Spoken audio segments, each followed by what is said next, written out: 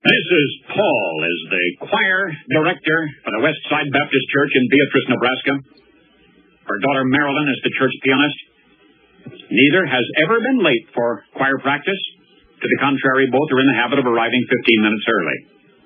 But now it's Wednesday evening, March 1, 1950, and choir practice begins at 7:30, and this will be the first time either Mrs. Paul or her daughter Marilyn has ever been late for choir practice. But do you know what?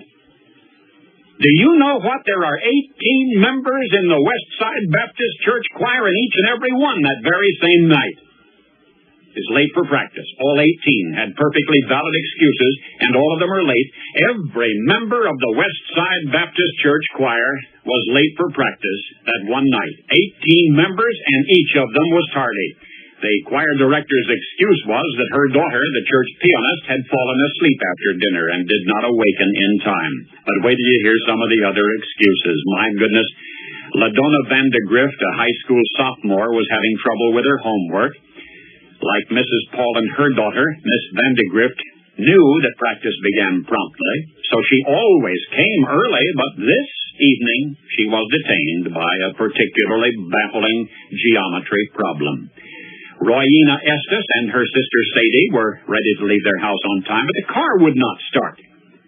Ordinarily, Mrs. Schuster was 10 minutes early for choir practice. The night of March 1, she was detained at her mother's house. Herb Kipf was at his own home. Would have been early, too, but there was this important letter he had to write. He'd been putting it off for some time, and the time got away from him. Excuses.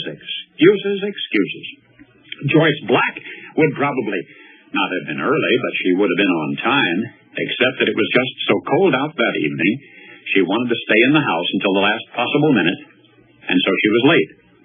Harvey Aurandt, A-H-L, would have been on time, but his wife was out of town, and that left him in charge of their two young sons. A friend had invited Harvey and the two boys out to dinner, and a pleasant conversation carried them away, and Harvey was late. Then there was Lucille Jones and Dorothy Wood, high school girls. They lived in the houses next door to one another, and Lucille was listening to a half-hour radio program that began at 7 o'clock. She just had to hear how it ended, so Dorothy waited for her. Pastor Klemple and his wife were always on time for choir practice, but not the evening of March 1. Pastor Klemple's wristwatch, the accuracy of which was always so precise, that night was 5 minutes slow. The remaining choir members had equally valid excuses for their tardiness. Excuses, 18 excuses. Never before nor since had each and every choir member of the West Side Baptist Church been late for choir practice on the same evening.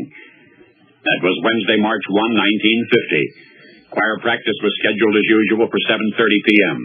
Nobody showed up at 7:30. 7:30. The precise time that a natural gas leak, surfacing in the basement of the West Side Baptist Church, was ignited by the furnace, and the church blew up and was demolished.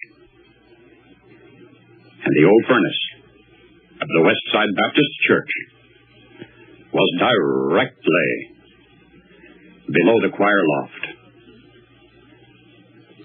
And now you know the rest of the story.